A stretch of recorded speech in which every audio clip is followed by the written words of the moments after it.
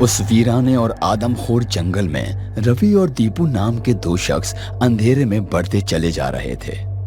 जैसे जैसे वो आगे बढ़ रहे थे, पेड़ों के पीछे छिपा किसी औरत का साया उन्हें घूर रहा था। उसकी आंखें चमक रही थीं। लगता है हम खजाने के बहुत बहुत करीब हैं। मगर ये पायल की आवाज और ये हंसी, ये जरूर वही है। दोनों चलते हुए जंगल के बीचों बीच पहुंच गए थे।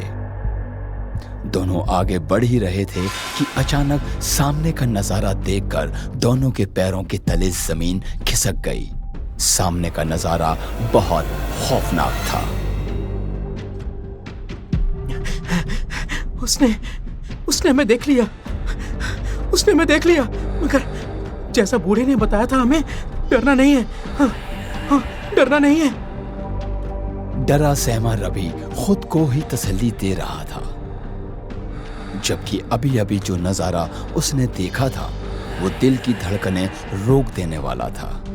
रवि अपना होश संभालते हुए पीछे मुड़कर दीपू को देखता है, मगर ये क्या, पीछे दीपू था ही नहीं।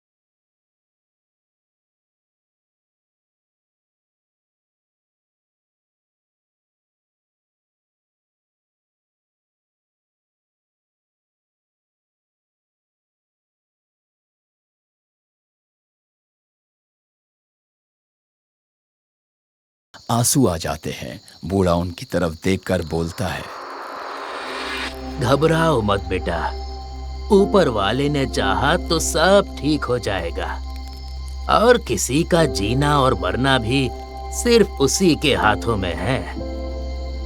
थोड़ी देर के लिए उन तीनों के बीच खामोशी छा गई। तीनों कुछ सोचते हुए जलती हुई आग को घूर रहे थे। तब तक उस बूढ़े की पोती, जिसका नाम उर्वशी था, झोपड़ी से बाहर आते हुए बोलती है, बाबा, खाना बन गया है, चलकर खा लीजिए। उर्वशी बेहद खूबसूरत थी। दीपू और रवि उसे देखते रह गए। फिर बूढ़े ने उन दोनों से कहा, चलो बेटा, आज रात का खाना तुम दोनों भी हमारे साथ खा लो। पहले तो रवि और दीपू ने मना किया, मगर जब बूढ़े और उर्वशी ने कई बार कहा तो वो मान गए। आखिर वो दोनों भी दिन भर के भूखे थे। खा पीकर तीनों फिर अलाव के पास आ गए थे। रवि फिर वही बातें करने लगा। बाबा, आप कुछ तो बोलिए। हम बड़ी उम्मीद से आपके पास आए हैं। बूढ़ा खामोशी से आसमान की तरफ देखता है, फिर गंभीरता से उन दोनों की तरफ देखते हुए बोलता है, तुमने जल्दी से जो ढेर सारे पैसे पाने की जिद पकड़ी है बेटा, वो रास्ता बेहद खौफनाक है। वो डंकिनी बहुत ही खतरनाक है। बाबा, अब हमें जीने मरने का डर नहीं है। हमें सिर्फ और सिर्फ पैसा दिख रहा है।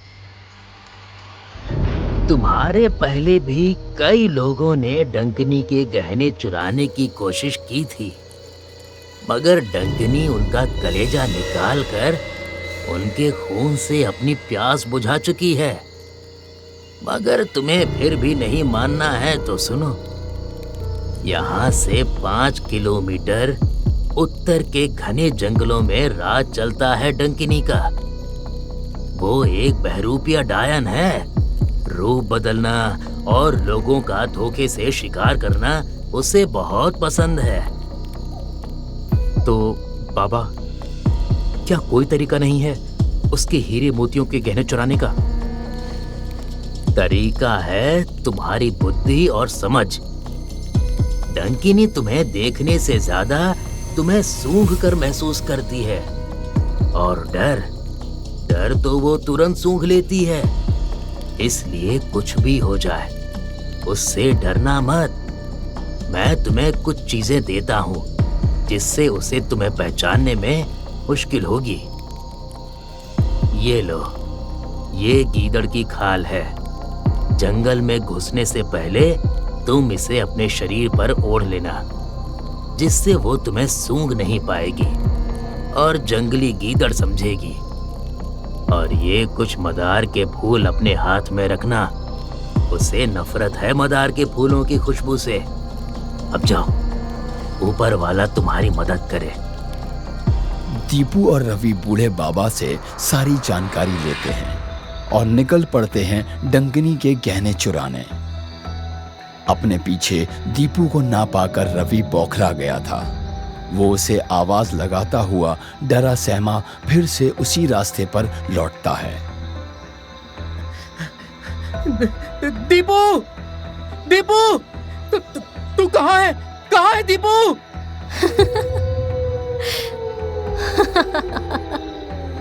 दीपू को खोजता हुआ रवि जंगल में आगे बढ़ता जा रहा था।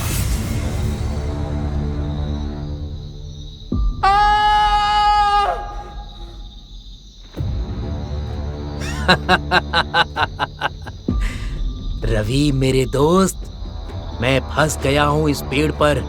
मुझे उतार मेरे यार। हमें डंकिनी का गहना खोजना है। नहीं, नहीं, तू दीपू नहीं है। नहीं।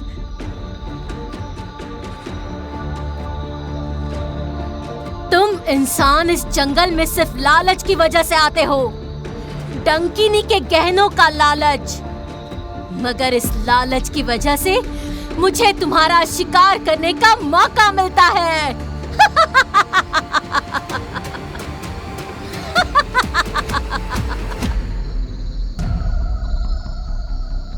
बेतहाशा दौड़ने की वजह से रवि का शरीर अब जवाब दे चुका था। शायद अब वो डंकिनी का शिकार बनने वाला था। वो बेदम होकर जमीन पर गिर गया था। डंकिनी धीरे धीरे उसकी ओर बढ़ती हुई बेहद करीब आ गई थी। वो उसे मारने ही वाली थी कि अचानक कहीं से दीपू रवि और डंकिनी के बीच आ गया। ये तुझे कहाँ मिला? हटा इसे, सामने से हटा, हटा दे। हटा। रवि बिल्कुल बदहवास हो गया था। वो बेहोशी की हालत में था। फिर दीपू ने सहारा देकर उसे उठाया और जंगल से बाहर ले जाने लगा। उस खौफनाक जंगल से डंकिनी जैसी मौत को चकमा देकर दीपू अपने साथी के साथ बाहर आ चुका था। मगर दीपू तो पिशाच में बदल गया था। फिर उसने कैसे डंकिनी को हराकर अपनी और अपने दोस्त की जान बचाई।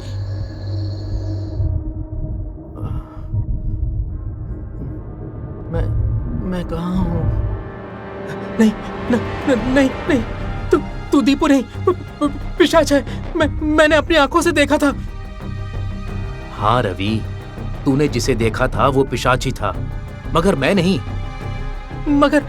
मगर तू गायब कहाँ हो गया था और बचा कैसे? उस वक्त जब हम दोनों भागे, तू काफी आगे निकल गया।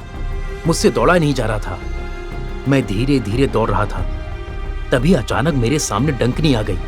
उसने मुझे मारने के लिए पकड़ा ही था कि मेरा पैर एक गड्ढे की तरफ फिसल गया। उस गड्ढे में ढेर सारे मदार के पौधे थे। डंकिनी मुझे एक झटके में मार देती अगर मैं उन मदार की झाड़ियों से बाहर आ जाता। मगर बाबा ने जैसा बताया था, उसे मदार के पौधों से नफरत थी। मुझे आसान शिकार समझ वो मुझे छोड़कर चली गई। उधर जब तुम भाग रहे थे तो उसने मेरा रूप बनाकर तुम्हें डराने की कोशिश की। मगर तुम्हें डंकिनी के गहने कहाँ मिले? उधर डंकिनी रवि का शिकार करने में खोई हुई थी। इधर मौका देखकर मैंने उसके गहने की तलाश की, जो कि एक पेड़ की जड़ में छिपे थे, जिनसे हल्की हल्की रोशनी निकल रही थी। मैंने जल्दी से उन गहनों को खोदकर बाहर निकाला। हर गहने में खून लगा था। उन्हीं गहनों में मुझे मिला एक त्रिशूल, जिस पर खून नहीं लगा था। बस मुझे अंदर से महसूस हुआ कि शायद इस त्रिशूल से ही डंकिनी को काबू किया जा सकता है। मैंने कोशिश की और मैं कामयाब रहा। इस तरह से मैंने अपनी और रवि की जान बचाई। इंसान जब अपनी सूझबूझ और सच्चे मन से कोशिश करता है तो उसे जरूर कामयाबी मिलती है। रवि और दीपू कामयाब हो गए थे। उन्होंने वो रात बूढ़े बाबा की झोंपड़ी में गुजारी और फिर सुबह जाने से पहले खजाने का कुछ हिस्सा उन्हें देकर अपनी मंजिल पर लौट गए।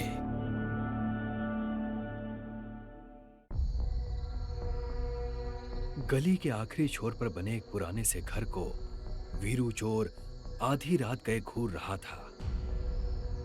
घर जर्जर हो चुका था और मनहूसियत से भरा हुआ लग रहा था। उसे उसके एक दोस्त ने बताया था कि उस घर में कोई रहता तो नहीं, लेकिन उसमें ढेर सारे पैसे और गहने रखे हैं।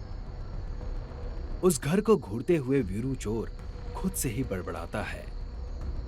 गुलाम भाई तो बता रहा था कि इस घर में कोई नहीं रहता, तो फिर इसमें रोशनी कहां से आ रही है? शायद अंदर कोई हो। अपने आप से ही बातें करता हुआ वीरू चोर बड़ी सावधानी से उस घर में घुसता है। घर काफी पुराना था। उसे देखकर वीरू चोर सोच रहा था, इतने पुराने खंडहर में मुझे नहीं लगता कि कुछ माल पानी होगा, लेकिन गुलाम ने बोला था तो एक बार देख लेता हूं। जिस कमरे से रोशनी आ रही थी, उसकी एक टूटी खिड़की से वीरू चोर अंदर झांकता है। कमरे में कोई नहीं था। मनहूसियत से भरे उस कमरे के बीचों बीच एक मोमबत्ती जल रही थी, जिसकी रोशनी में कमरा थोड़ा बहुत नजर आ रहा था। उस मोमबत्ती के पास एक पुराना सा लूडो का गेम रखा हुआ था। उसे देखता हुआ वीरू चोर सोचता है, क्या रात में यहाँ कोई लूडो खेलता है? जरूर इस वीरान घर में जुआरी जुआ खेलने आते होंगे। घर की तलाशी तो लेनी पड़ेगी। इतना सोचता हुआ वीरू चोर उस घर में दाखिल हो जाता है। पूरे घर में खोजते हुए वीरू को कहीं कुछ भी नहीं मिलता। आखिरकार वीरू उस कमरे में पहुंचता है जहां मोमबत्ती जल रही थी। उस घर की तलाशी लेने पर वीरू को एक लकड़ी की भारी भरकम अलमारी नजर आती है। उस अलमारी में बने एक छोटे सुराख के अंदर टॉर्च जलाकर वीरू चोर देखता है। उसकी आंखें फटी रह जाती हैं। उस अलमारी में बहुत सारा सोना रखा हुआ था।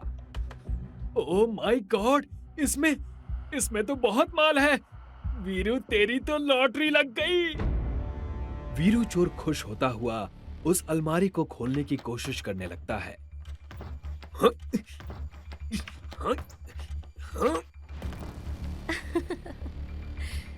ना, ये अलमारी ऐसे नहीं खुलेगी। वीरू चोर डर कर चौंक जाता है और पीछे मुड़कर देखता है। तुम कौन हो? मेरा नाम रूही है और मैं इसी घर में रहती हूँ। लेकिन तुम अभी तो इस कमरे में नहीं थी। मैं यही थी, उस कोने में। तुमने मेरी तरफ ध्यान ही नहीं दिया। वीरू चोर उस लड़की को अचानक से देखकर डर गया था।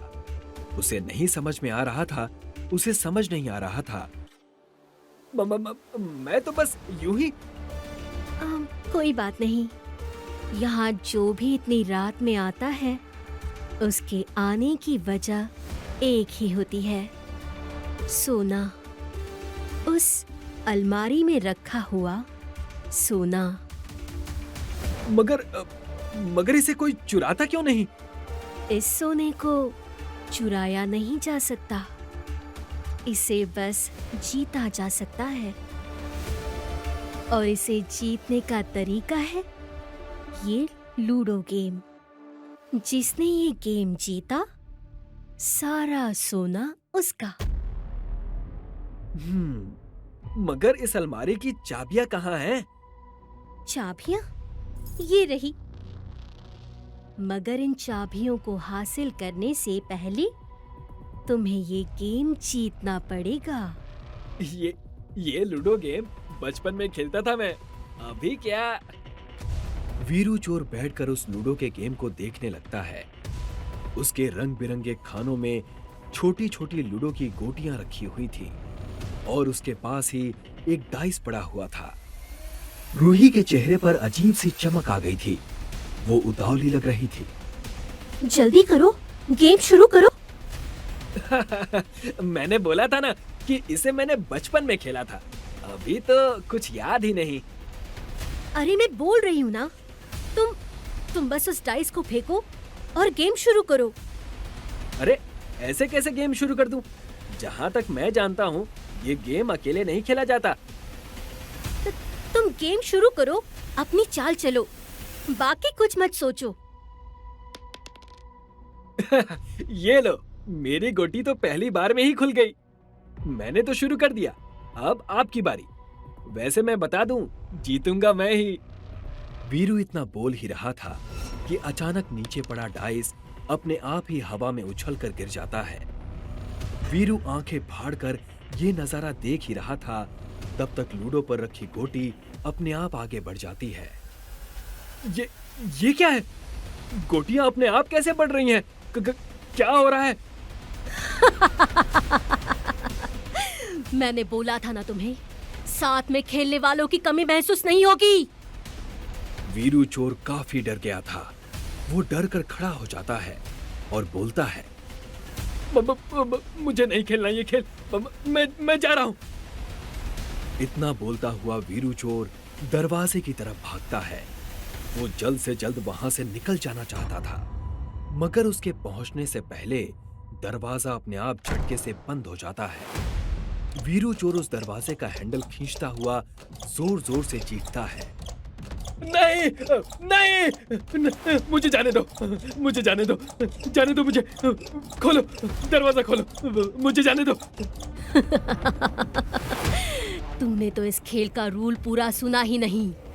एक बार चाल चलने के बाद बिना खेल खत्म हुए कोई भी बाहर नहीं जा सकता। मुझे जाने दो, मुझे जाने दो, मुझे नहीं चाहिए सोना। मेरे एक दोस्त ने मुझे यहाँ भेजा था, मुझे जाने दो। यहाँ कोई किसी के कहने से नहीं आता। यहाँ सिर्फ और सिर्फ एक वजह से आता है, और वो है लालच। ढेर सारे पैसों की लालच। इतना बोलती हुई रूही उसके पास आ गई थी और नीचे गिरे हुए वीरू के गले में एक रस्सी डालकर कसने लगती है। वीरू की सांसें रुकने लगी थीं। वो तड़पता हुआ रूही से बोलता है, रुको ना, मुझे जाने दो, मैं लूडो खेलने के लिए तैयार हूँ। अपनी जान बचाने के लिए वीरू चोर लूडो खेलने बैठ गया था। वो अपनी गोटियां चल रहा था, मगर सामने उसके साथ कौन खेल रहा था उसे कुछ पता नहीं था। लूडो का गेम कुछ देर चलता है, फिर वीरू चोर अपनी गोटी से सामने वाले की गोटी काट देता है। कमरे में अचानक से किसी के दर्द से रोने की आवाज आने लगती है।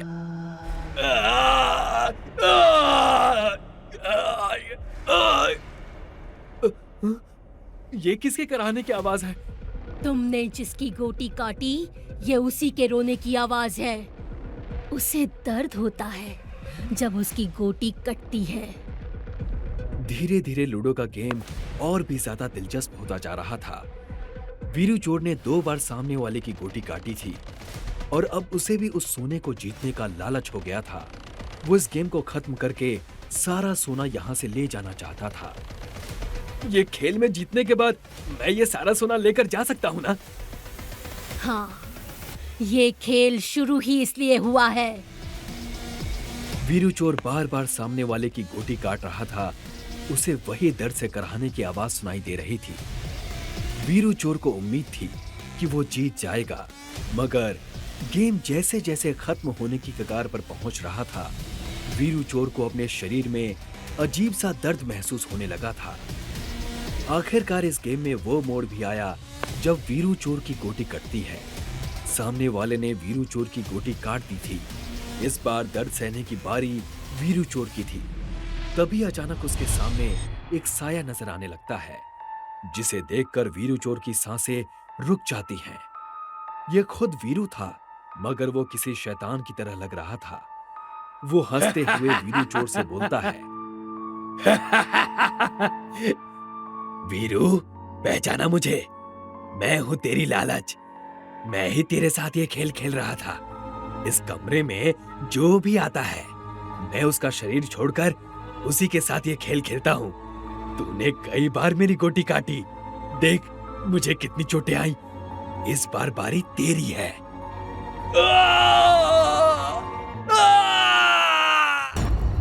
उस इलाके से कुछ दूर एक झोपड़ी थी, जिसके बाहर एक बूढ़ा आग जलाए हुए बैठा था। उसके सामने एक नौजवान आदमी बैठा हुआ था। दोनों आपस में बातें कर रहे थे।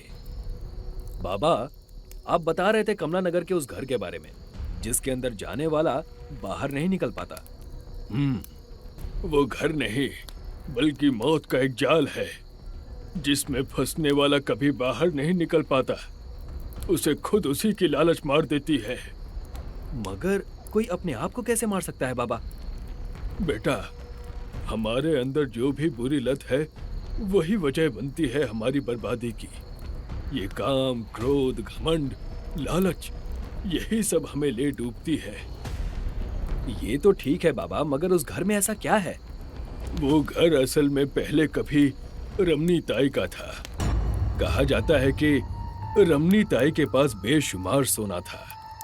रमनी ताई बहुत पहले विधवा हो गई थी और उनकी बस एक जवान बेटी थी।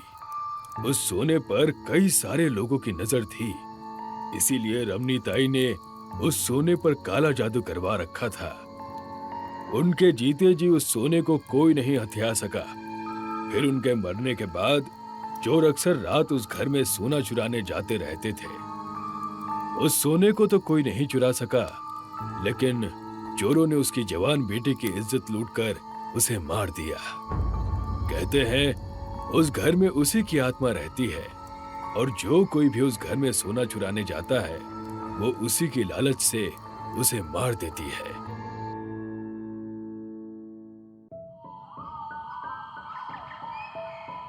शहर बिल्कुल सुनसान हो गया था।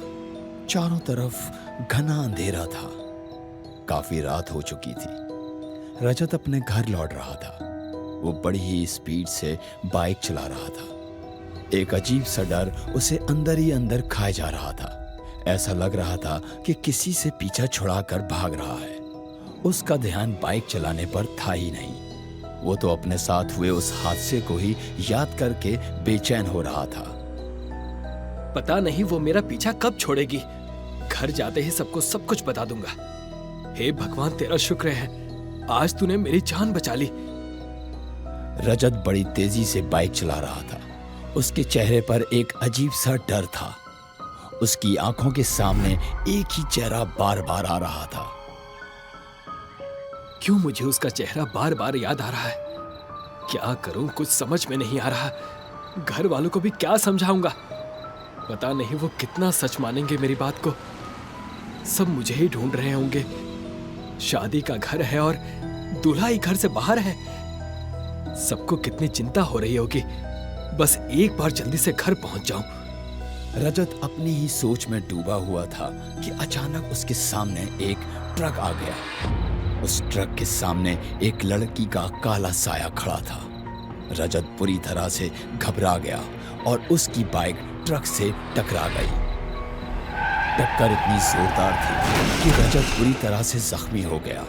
वो पूरी रात सड़क पर ही पड़ा रहा। कुछ ही समय के बाद उसकी मौत हो गई। उस लड़की का काला साया उसके सामने खड़ा था और जोर जोर से हंस रहा था। वो एक लड़की थी जिसने रजत की जान ली। कौन थी वो लड़की? सबको लगा कि ये एक सड़क हादसा था। स्पीड इतनी तेज होने की वजह से एक्सीडेंट हुआ था, लेकिन उसकी वजह थी एक लड़की और उसका रजत के लिए अंधा प्यार। रजत की मौत को 2 महीने हो चुके थे। उसकी मौत से 2 दिन पहले ही रजत की शादी थी। लेकिन उसकी मौत के बाद मानो घर में मातम सा छा गया। एक हंसते खेलते घर की सारी खुशियां चली गईं। रजत के माता पिता इस हादसे को भूल नहीं पाए थे। उन्हें उनके बेटे का शरीर ही नहीं मिला, बस हादसे की जगह रजत की मोटरसाइकिल और उसका पर्स मिला। उसकी लाश कहाँ गई ये किसी को पता नहीं चला।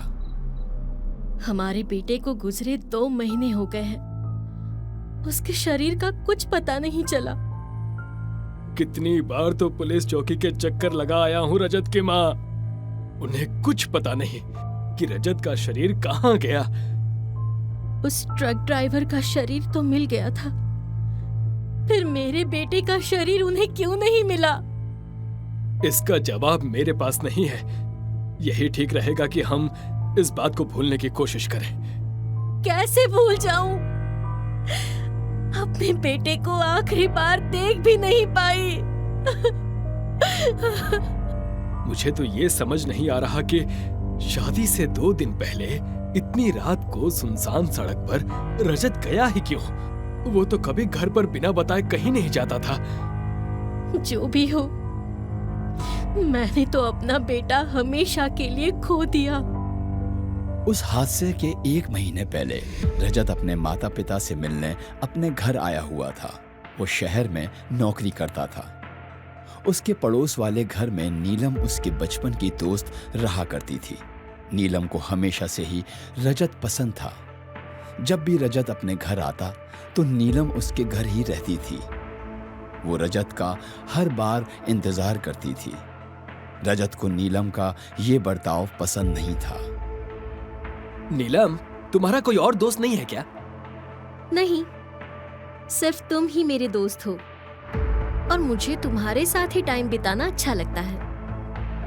हाँ, मैं जानता हूँ कि हम दोनों बचपन के दोस्त हैं, लेकिन अब हम बड़े हो गए हैं।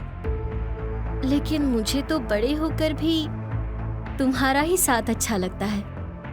रजत जब शहर में काम कर रहा होता था तब बार बार नीलम उसे फोन करती थी। रजत को नीलम से अब चिढ़ होने लगी थी। वो धीरे धीरे उससे दूरी बनाने लगा था। इस बार जब रजत अपने घर आया, उसके पिता ने बताया कि उन्होंने उसकी शादी अपने दोस्त की बेटी से तय कर दी थी। रजत भी अपने माता पिता की मर्जी से ही शादी करना चाहता था। वो इस फैसले से खुश था। लेकिन जैसे ही नीलम को ये बात पता चली तो वो दौड़ती हुई आई। मैं ये क्या सुन रही हूँ रजत? तुम शादी कर रहे हो? तुम ऐसा नहीं कर सकते। तुम बस मेरे हो।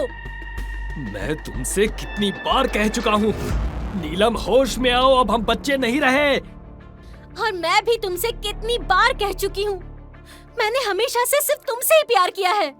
जिद मत करो नीलम, जाओ यहाँ से। तुम्हें इतनी रात को किसी ने मेरे घर पर देख लिया तो अच्छा होगा कि हमारा नाम जुड़ जाएगा और फिर हमारी शादी हो जाएगी। जाओ यहाँ से नीलम, मैं तुमसे प्यार नहीं करता। नहीं, तुम झूठ बोल रहे हो। मैं सच कह रहा हूँ, मेरी शादी तय हो चुकी है और मैं खुश हूँ। अगर नहीं होती तो? नहीं होती ना, तब भी हम दोनों का कोई फ्यूचर नहीं था और ना ही कभी होगा। ऐसा मत कहो रजत। तुमने अगर मुझे नहीं अपनाया तो मैं मर जाऊंगी। प्लीज नीलम, संभालो खुद को। मैंने तुम्हें हमेशा बस दोस्त समझा है। जाओ यहाँ से और अब इस घर में दोबारा मत आना। नीलम का दिल टूट जाता है। कुछ दिनों बाद खबर मिलती है कि नीलम ने आग में जलकर अपनी जान दे दी। रजत को इस हादसे से सदमा लग जाता है। उसे दुख भी हो रहा था और वो डर भी गया था। ऐसा क्यों किया तुमने नीलम? मेरे लिए अपनी जान दे दी। अपनी फैमिली का तो सोचा होता। इस हादसे से रजत काफी परेशान हो गया था। नीलम का चेहरा उसके सामने बार बार आ जाता था। उसी रात रजत जब सो रहा था तभी उसकी आंख खुली और सामने का नजारा देखकर उसका खून ठंडा पड़ गया। उसके ऊपर काला साया मंडरा रहा था। वो साया नीलम का था। मैंने कहा था ना कि मैं तुमसे प्यार करती हूँ। फिर तुमने मेरी बात क्यों नहीं मानी? अब तुम्हें इसकी कीमत चुकानी पड़ेगी। तुम्हें तो मैं किसी हालत में पा कर ही रहूंगी। नीलम का साया रजत का गला दबाने लगा। उसका दम घुटने लगा। फिर साये ने रजत को छोड़ दिया। इतनी जल्दी तो मैं तुम्हें नहीं मारूंगी।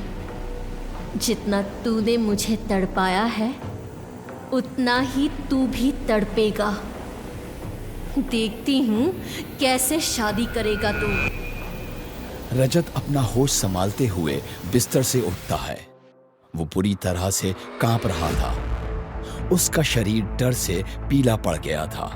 वो जोर जोर से सांसें लेने लगा।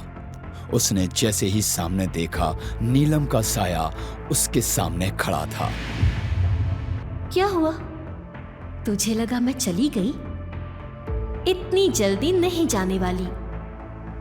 तेरे लिए आग में कूद गई मैं।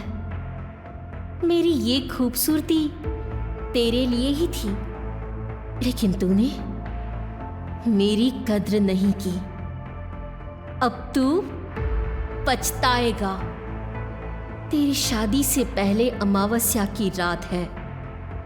मैं उसी वक्त ले जाऊंगी तुझे अपने साथ। रजत को समझ नहीं आ रहा था कि वो ये बात किसको बताए। उसने कई बार मम्मी पापा को इस बारे में बताने की कोशिश की, लेकिन नहीं बता पाया। शादी का दिन जैसे जैसे नजदीक आ रहा था, वैसे वैसे रजत की बेचैनी बढ़ती जा रही थी। हे भगवान, क्या करूं मैं? कहीं नीलम मुझे सच में अपने साथ तो नहीं ले जाएगी ना? रजत दिन रात इस सोच में डूबा रहता था। अब उसे अपने मम्मी पापा और अपनी होने वाली पत्नी की भी चिंता हो रही थी। कहीं नीलम ने मम्मी पापा को कुछ कर दिया तो मैं क्या करूंगा? नहीं, मैं ऐसा नहीं होने दूंगा। रजत कैलेंडर में 8वीं तारीख को घंटों देखता रहता। नीलम ने वही तारीख दी थी रजत को, जिस दिन वो रजत को हमेशा के लिए खुद के साथ ले जाने वाली थी। और आखिरकार 8वीं तारीख आ गई। रजत बुरी तरह से घबराया हुआ था। अचानक उसका फोन बजता है और उसे खबर मिलती है कि उसके पिता का एक्सीडेंट हो गया है। वो घबराता हुआ घर से निकलता है और फोन पर बताए गए रास्ते की तरफ बढ़ता है। उसे दिखता है कि चारों तरफ सुनसान पहाड़ी है और एक बरगद का पेड़। रजत वहां से भागने लगता है और तभी नीलम का साया उसके सामने आ जाता है। कैसे हो रजत? कितने दिनों बाद मिले हो। आओ, मेरे पास आओ। रजत भागने लगता है, तभी नीलम का साया उसके सामने खड़ा हो जाता है। वो जिस भी ओर भाग रहा था, नीलम का साया उसके सामने आ रहा था। रजत दौड़ते हुए अपनी बाइक की तरफ भागा। वो वहां से तुरंत निकल जाना चाहता था। चाहे कितना भी भाग लो रजत, आज तो मैं तुम्हें अपने साथ लेकर ही जाऊंगी।